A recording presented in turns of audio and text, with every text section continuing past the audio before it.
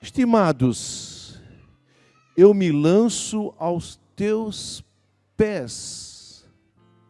Que palavra forte.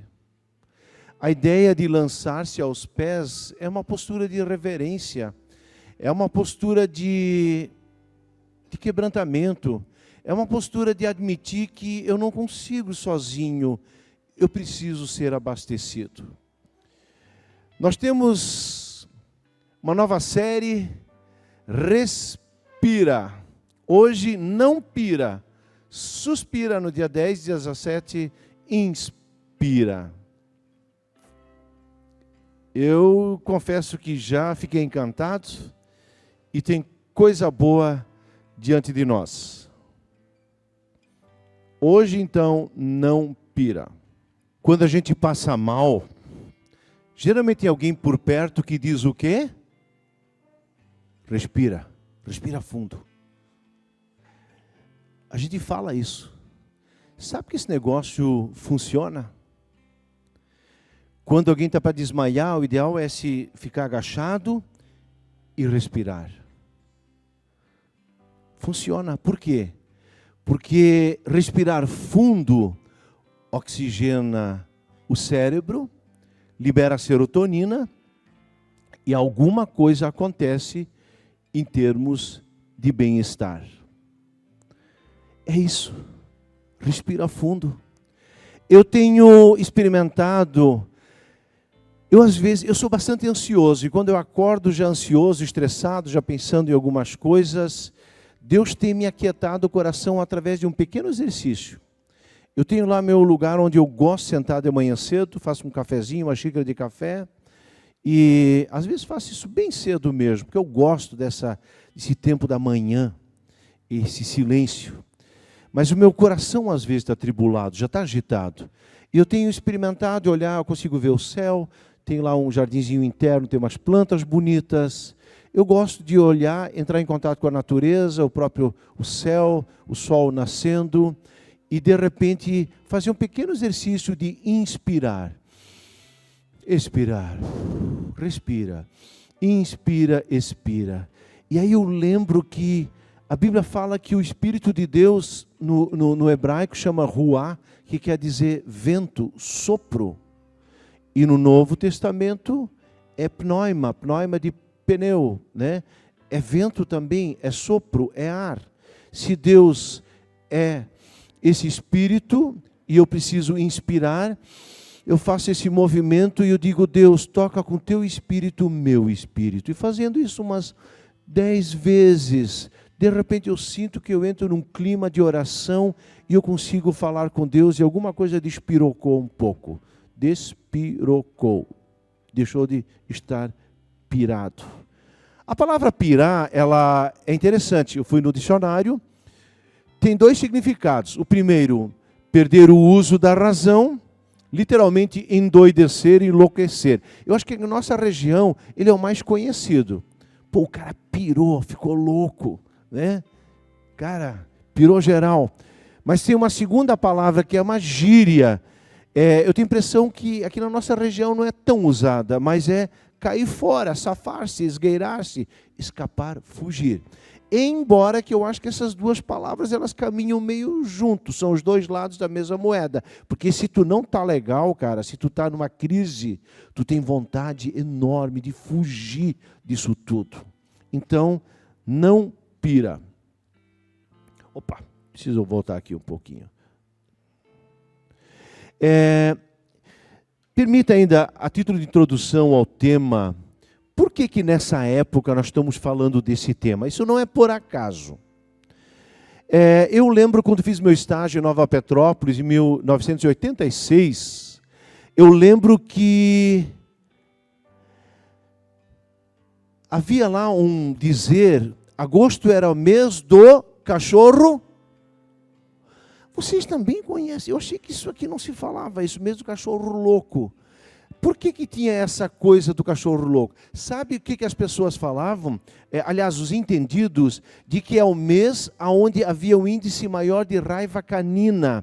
Eu não sei se a galera jovem hoje sabe disso, mas haviam tempos que, às vezes, o cachorro pegava realmente um vírus da raiva. E esse cachorro, parece que pegava do morcego, e aí ele ficava muito raivoso, ele atacava mesmo. E se mordia uma pessoa, a pessoa ficava com a mesma doença. Hoje nós temos uma vacina chamada antirrábica. É isso. É a raiva do cachorro, do morcego, do cavalo, enfim, né? Então, dizia-se que os cachorros pegavam o maior índice, então, de loucura, por isso era o mesmo do cachorro louco. Mas como a gente costuma dizer que o cachorro pega a personalidade do dono, nesse caso, o dono pega a personalidade do cachorro, né? Então, eu diria assim que parece que também foi atribuído aos humanos, que eles ficassem, às vezes, meio pirados. E era uma época que lá no sul se falava que não era bom casar. Não se casava no mês de agosto, por uma superstição. Também não se fazia negócios de carro. Não. Agosto, mês do cachorro louco. Nada de fazer negócio de carro. Deixa para setembro. E assim continuava. Reuniões, discussões, compras. Se evitava no mês de agosto. Bom, isso já nessa quebra aí do agosto, setembro, outubro. Depois comecei meu ministério de pastor em Joinville, e havia lá um pastor chamado Alfred Kreutzberg. Ele foi meu mentor por 2 anos. E ele falou para mim: William, no mês de setembro, outubro, não tome decisões. Não tinha nada a ver com um cachorro louco, mas tinha alguma coisa no ar que ele dizia. Mas eu disse: mas por quê? Porque as pessoas discutem, elas se esquentam por qualquer coisa, elas tomam decisões erradas. Então, mês de setembro, outubro, você tem que escutar as coisas e digerir e deixa de tomar decisões. Depois, lá no mês de novembro, já é reta final do ano, e aí passou. Engraçado. Eu pensei: mas por que isso será? Mas tem mais uma coincidência. Nós estamos agora no mês de setembro, e setembro é conhecido como setembro amarelo. O que é o setembro amarelo? É a prevenção, na verdade, contra o suicídio. Fizeram uma pesquisa na Áustria, que realmente nos meses aonde depois do inverno, embora que isso não feche aqui com o nosso setembro, mas depois eu quero falar um pouquinho do setembro amarelo. Mas fizeram uma pesquisa que quando se sai do inverno e você entra no calor, o ser humano sofre uma descarga mais forte do sol, e o sol é a vitamina D libera serotonina. E quando as pessoas têm uma fragilidade e a vinda do sol forte, ela faz com que tenha uma hipervalorização agora da serotonina, que gera empolgação, impulsividade, agressividade, e curiosamente o maior índice de suicídios está associado a essa época. Não quando você está numa constante longa de sol, isso não. Mas quando tem essa explosão do inverno brabo e de repente um dia quente de sol. Tem essas coisas às vezes. Que nesses dias, curioso no mínimo. Bom, gente, mas ainda esse lance. De onde é que surgiu essa coisa de setembro amarelo? Setembro amarelo surgiu nos Estados Unidos quando em 94, no interiorzinho lá de uma cidade, bem do interior, um garoto chamado Mike tirou a sua vida. 17 anos. E o Mike não sabia por que esse cara pirou, ficou mal pra caramba, desistiu de viver. E o Mike tinha um Mustang. Mustang é um carro, modelo mais antigão. Acho que tem modelos, lançamentos novos também, mas qualquer Mustang sempre vai ser alguma coisa que a rapaziada vai ficar encantada. E esse Mustang era amarelo. E esse Mustang era o que o Mike gostava muito. Então, quando ele faleceu e ele foi feito sepultamento, os amigos daquela cidadezinha, todos compareceram com camisetas amarelas, lenços amarelos e com fitas amarelas, para homenagear o amigo que desistiu de viver. E aquilo ficou um marco. E os pais, muito entristecidos, querendo aproveitar isso também como um alerta, que de repente tem gente ao nosso lado sofrendo, ele resolveu fazer um cartãozinho. E esse cartãozinho é isso aqui. Por favor, não faça isso. Por favor, converse com alguém e peça ajuda. E os pais fizeram 500 cartõezinhos com fitinhas amarelas e distribuíram isso para a moçada. Mas essa iniciativa, ela continuou e de repente, hoje parece que já foram distribuídos 20 milhões desses cartõezinhos com a fitinha amarela. Isso alcançou inclusive o Brasil. Mas por quê? Dizendo assim, se você anda com uma cartelinha dessa e você tem uma tendência à depressão, à tristeza, e às vezes tem vontade de não viver mais, e quando você não sabe nem como abordar alguém, pode chegar para o teu pai, para a tua mãe, para o professor, dizendo, por favor, aqui ó, eu estou entregando isso como sinal de que eu preciso de ajuda. Interessante. E essa campanha alcançou o mundo, também alcançou o Brasil, e para nós foi instituído no mês de setembro, talvez justamente porque saindo do inverno, tendo esse impacto do calor, e talvez sendo um mês onde a tristeza, a frustração, as coisas parecem ser pesadas, e a gente não sabe como lidar isso. Então, talvez pelos estudos dizer, calma gente, vai passar, esses 1, 2, 3 meses vão passar, não desista, vai melhorar. Bom, gente, mas eu lembro na Bíblia, tem um cara que passou uma coisa bastante parecida. Tem um carinha chamado Elias. E nós queremos ouvir alguns versículos do capítulo 19 desse tal de Elias. Vamos prestar bem atenção na história, ela é interessante. E depois eu quero trazer ainda 5 aspectos em torno desse texto. Ora, Acabe contou a Jezabel tudo o que Elias tinha feito e como havia matado todos aqueles profetas à espada. Elias era um mega profeta. Ele fez cair fogo do céu, Deus, através dele. Elias era um cara que teve assim, a história dele é encantadora. Um cara que foi instrumento de Deus, ele fez coisas realmente muito poderosas. E teve uma situação lá que Jezabel era adoradora de Baal, e tinha lá seus profetas, e aí Elias orou e caiu fogo do céu, e ele mandou então matar os profetas de Baal. Sinistro essa história aí, tá?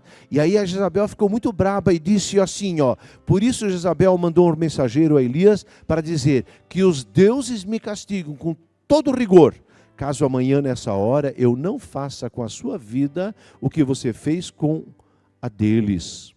Elias teve medo, fugiu para salvar a vida. Em Berseba de Judá, ele deixou o seu servo e entrou no deserto, caminhando um dia. Chegou a um pé de giesta, sentou-se debaixo dele e orou, pedindo a morte. Já tive o bastante, Senhor.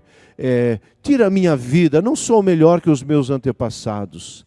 Depois se deitou debaixo da árvore e dormiu. De repente um anjo tocou nele e disse, levante-se e coma.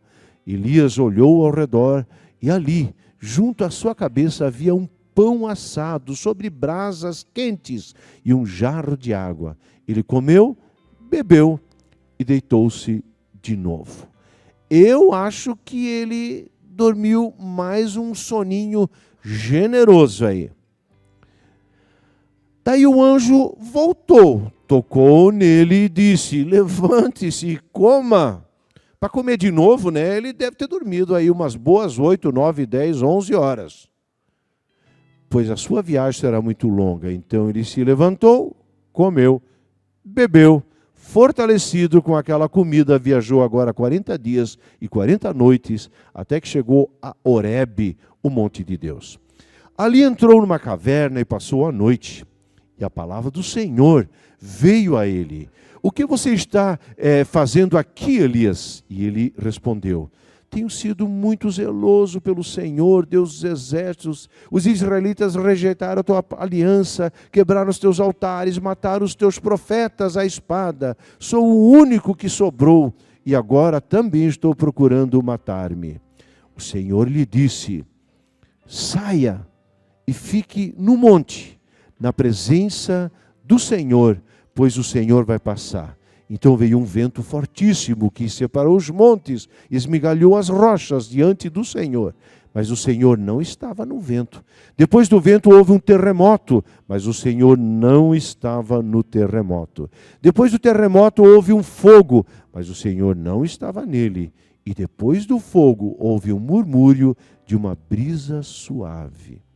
Quando Elias ouviu, puxou a capa para cobrir o seu rosto, saiu e ficou à entrada da caverna.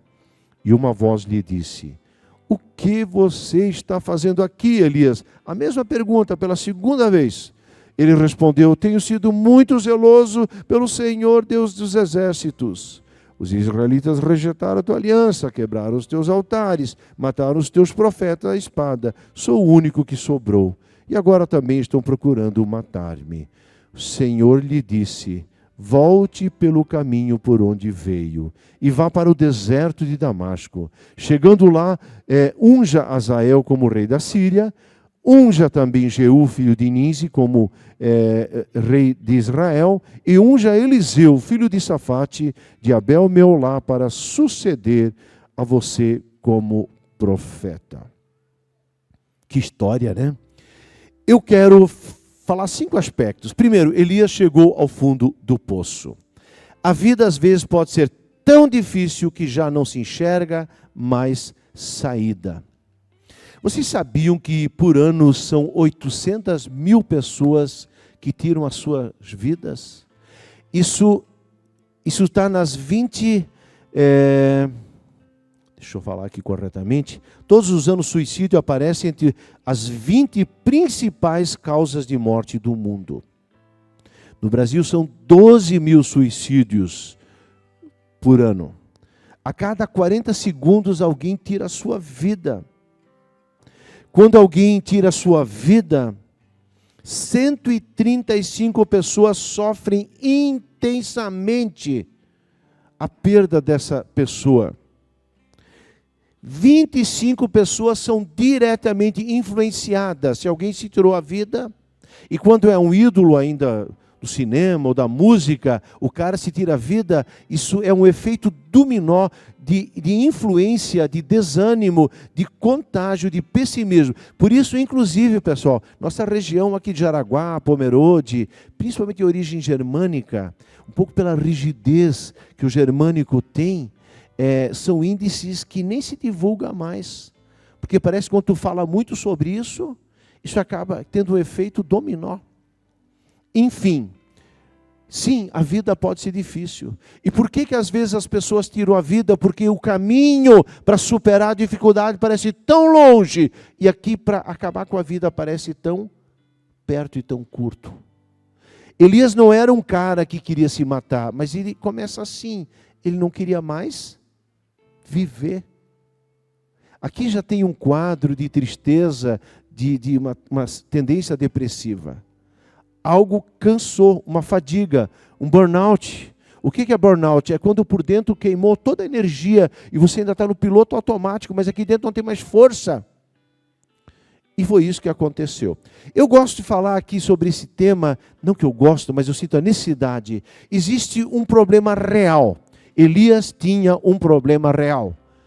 Acabe e Jezabel queriam matar ele. Isso era super real. Não foi fantasia, não. Ele tinha que realmente, aqui agora, pirar no sentido de fugir. Mas eu queria também alertar, pessoal, existe para muitas pessoas o problema real, mas também existe para algumas pessoas a interpretação, que ela às vezes é imaginária, porque pluga com algumas histórias da nossa infância e da nossa formatação da nossa personalidade e do nosso caráter. Eu gosto muito, sou fã desse Martin Seligman, ele é alguém da psicologia positiva. Ele fez um experimento com 2 pequenas redomas dessas, conforme aqui à minha direita, eu vou mostrar aqui, ó, essa aqui, ó, né? Tem uma pequena redoma e o cachorrinho vai desse lado. Aqui ele leva pequenos choques nas patas. A primeira coisa que ele faz, ele salta essa pequena mureta e aqui do outro lado ele recebe também choque. Aí tem uma segunda redoma, onde o cachorrinho só leva o choque aqui, mas não leva o choque aqui. Então, claro, assim que levar o choque, ele já pula para o outro lado e está de boa na lagoa não tem mais perigo. A segunda fase do experimento, a mesma redoma, as duas redomas, aquele cachorrinho que não tinha rota de fuga, que nos dois espaços levava o choque, agora, na segunda fase do experimento, ele só recebe o choque na primeira, aqui, só no primeiro espaço. Esse cachorro que percebeu que antes o choque também é aqui, ele já não se levanta mais. Ele fica aqui e não salta, mesmo sabendo que aqui não tem choque. Então, existe um sofrimento nele que foi induzido. Ele acha que não vale mais a pena pular aqui, porque aqui está, no caso, tem energia. Então, ele simplesmente fica aqui. O segundo cachorro, agora na segunda fase, como ele sabia que aqui tem choque, mas aqui não tem, imediatamente ele salta para o segundo estágio, depois da pequena mureta. Lição: quando nós temos na nossa infância uma educação opressora, onde a gente leva choque, somos traumatizados, e tudo que nós fizermos, seja aqui desse lado ou ir para o outro lado, a coisa continua ruim. Se eu não falo para o pai, levo surra. Se eu falo para o pai, levo surra também. Se eu não falo para a mãe, ela vai xingar. Se eu falo para a mãe, ela xinga da mesma maneira. Um ambiente sempre de tensão, de negatividade, e onde a criança não pode experimentar, poxa, eu fiz o certo. Se ela sempre tem a sensação de que tudo que ela faz está errada, ela é exatamente essa primeira experiência. Dizendo, eu não tenho rota de fuga. E tem abuso às vezes, seja abuso físico com surra, sexualidade, às vezes tem abuso moral, às vezes tem abuso, inclusive abuso, eu diria, psicológico. Por isso, queridos, os filhos precisam ser ajudados, mas eles precisam também saber que quando eles capricham, tem uma rota de fuga, tem algo bom. Eu não preciso dar conta da vida. Nós adultos não damos conta da vida. Imagina se alguns adultos levassem o tempo todo como os pais fizeram com eles. Não, gente. Tem coisas que nós precisamos, às vezes, de um choquezinho que faz parte da educação. Mas nós precisamos ter um espaço onde também sentimos que valeu a pena, avançamos. Tem reconhecimento, tem elogio, tem aplauso, tem um tapinha nas costas, foi legal. Parabéns, você superou, a vida é boa. Interessante essa experiência. Voltando a Elias. Elias chegou no momento que pensou não ter mais rota de fuga. E aí parece que você não tem mais a energia para vencer. Bom, agora vem o segundo ponto aí da nossa história de 1 Reis 19. Palavras que destroem. Olha só o que a rainha falou. Ela é poderosa, principalmente quando vem palavras, vem abuso de poder junto.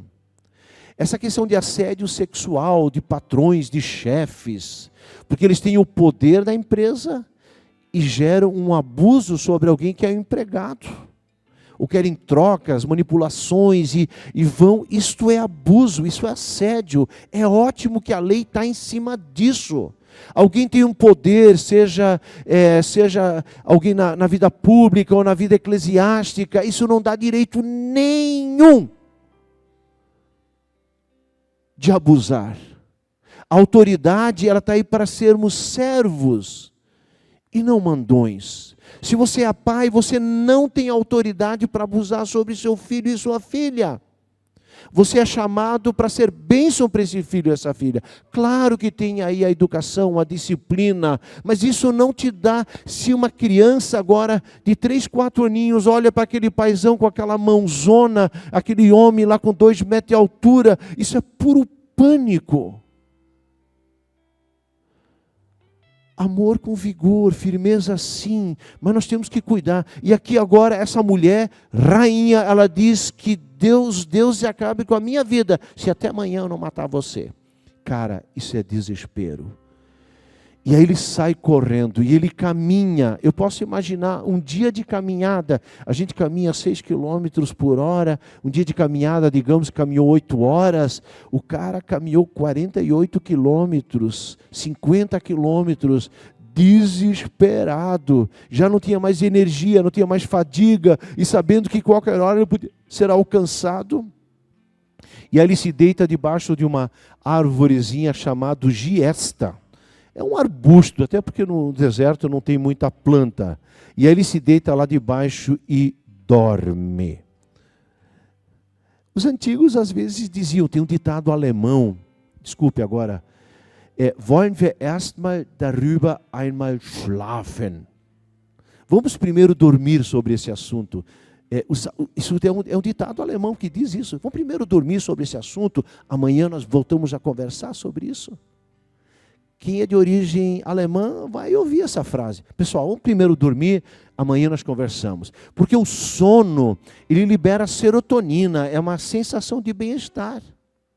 Então não tome decisões quando está pilhado. Também não comece a falar à noite sobre assuntos muito pesados. Também não se encha de internet e de tela. Pegue um livro, um texto, escute uma música. Isso deixa pilhado. Vamos primeiro dormir sobre esse assunto. E daí, ele vai dormir. A alma do Elias deve ter tido razão mesmo. Ele dormiu. E nesse contexto, acontece que, primeiramente, ele pede a morte. Essa é a sensação extrema do desgaste. E palavras podem destruir. Eu sempre digo, gente, o que faz as dificuldades entre as pessoas não são as diferenças. Entre um casal, na família, na empresa, não são as diferenças, porque nós somos todos uns diferentes dos outros. Sabe o que detona com o relacionamento? São as palavras. Cara, aquilo que alguém consegue dizer com 3 palavras, 3 frases, isso pode ser tão destruidor. Jesus chega a dizer que isso é uma forma de assassinar, de matar. E foi isso que ele experimentou. Terceiro ponto. Sim, depois do sono, a alma tem razão. Uma boa descansada, aparece um anjo. E não foi um sonho. Apareceu um anjo que tocou nele e disse, Elias, acorda. E não foi do tipo, vamos lá, Elias, acordar, tem muita coisa para fazer, a caminhada é longa, vamos. Tem pais que acordam assim os filhos, terrível isso, né?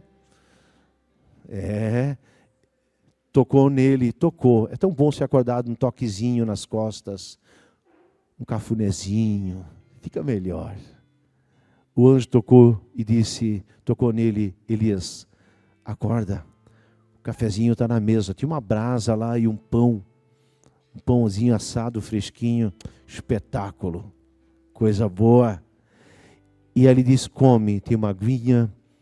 É interessante, ele come, bebe, ele deita de novo. E eu acho que não foi um cochilinho assim, depois do almoço. Isso para mim foi realmente uma sonoterapia, de dormir mesmo.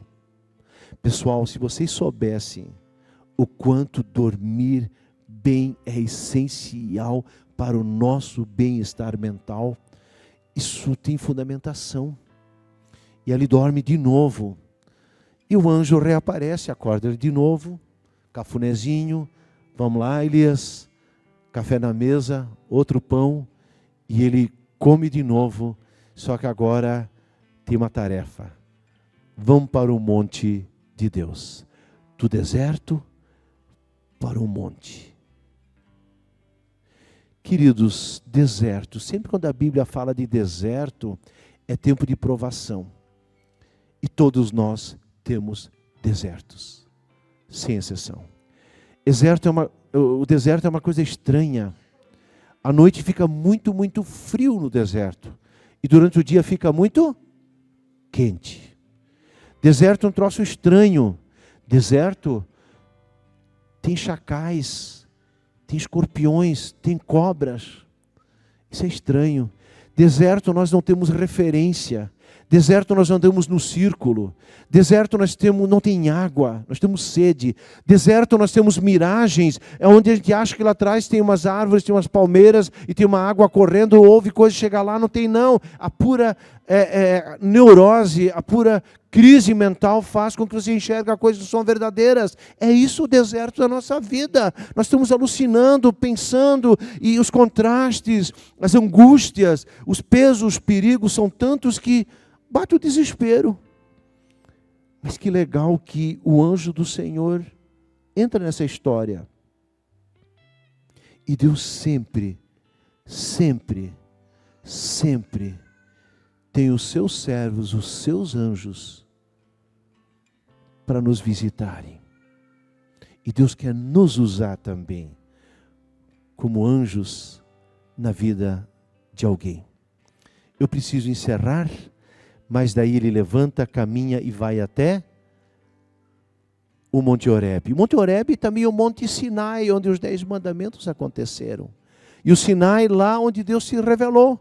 E agora o monte de Deus, olha que montanha braba aqui para subir. Ele levou 40 dias para caminhar, mas agora tinha um objetivo, tinha uma vocação, tinha um chamado, tinha a presença de Deus. Deus deu o seu carimbo, o seu selo da sua presença.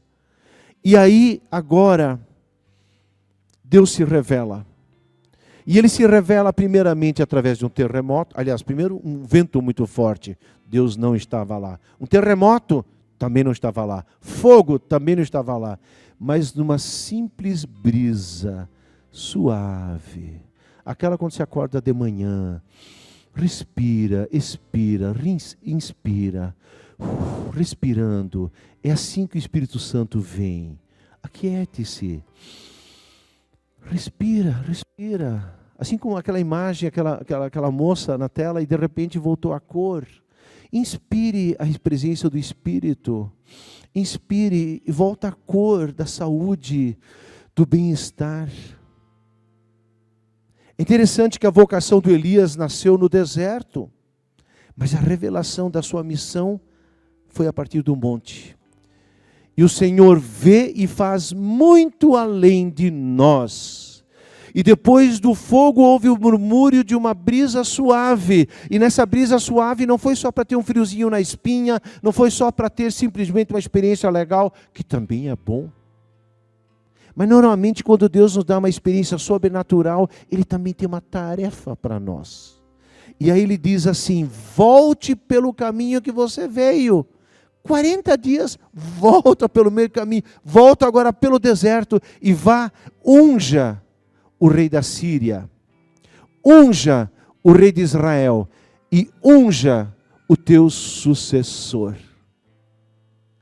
Voltar pelo mesmo caminho. Pessoal, às vezes nós queremos uma experiência com Deus fugindo do óbvio. Eu queria dizer para vocês, cura vem quando nós refazemos o caminho da nossa dor. Cura vem quando nós refazemos o caminho da nossa dor. O filho pródigo em Lucas 15, que avacalhou com todos os recursos, todas as bênçãos que Deus tinha dado, jogou tudo fora. Ele teve que voltar pelo mesmo caminho, porque ele desperdiçou tudo com seus amigos, tudo na zona, ele torrou tudo com meretrizes. É preciso voltar através das lambanças, onde você defraudou alguém, onde você roubou. Foi isso que Zaqueu fez, foi isso que Pedro fez, ele negou 3 vezes, e Jesus pega cada capítulo da negação e fala 3 vezes: Pedro, tu me amas? Você quer cura? Não fuja, refaça o caminho. Quando o paraquedista sofre um trauma e a coisa não dá muito certo no salto dele, o instrutor logo diz: vamos lá, vamos logo refazer o trauma. Eu queria encorajar você, não sei a sua história, comece a olhar por ela, e através dela, exatamente através dessa história, que Deus vai se glorificar. E são através das histórias dolorosas muitas vezes. É através dela, não é apesar dela, é justamente através dela. Ah, pastor, mas agora você pega pesado. Infelizmente eu vou dizer que é isso. Deus pega nossas histórias, refazendo caminhos, para experimentar o que Ele tem. Isso vem na brisa suave. O Espírito de Deus, a sua fala, o seu agir. 3 lições para levar para casa. Ninguém chega ao topo sem deixar o vale do deserto. Talvez você está querendo desistir. É preciso deixar para trás algumas coisas para poder avançar. Pirar faz parte da nossa condição humana. Todas as pessoas bem-sucedidas tiveram seus momentos de quase loucura. Tem alguém que você admira? Algum empresário? Algum professor? Algum líder? Alguém que você admira? Fale com ele.